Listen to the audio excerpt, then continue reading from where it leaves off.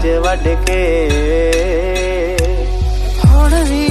अस्सलाम-वालेकुम दोस्तों, क्या हाल है? मैं उम्मीद करता हूँ आप सब बढ़िया होंगे। तो आज की वीडियो में डबल अप पोज वाला वीडियो इंशॉट से बनाकर दिखाऊंगा, ठीक है। तो आपने जल्दी से अपना इंशॉट को ओपन कर लेना।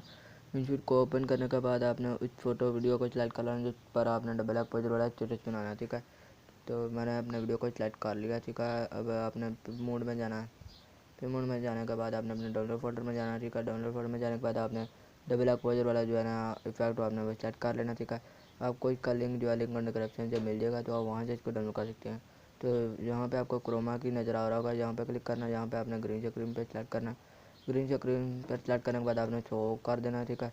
अब आपने अपनी वीडियो का साइज जो है टिकटॉक के बराबर कर लेना, ठीक है। तो इस तरह हमारा वीडियो जो है डबल एक्सपोजर वाला तैयार हो जाएगा।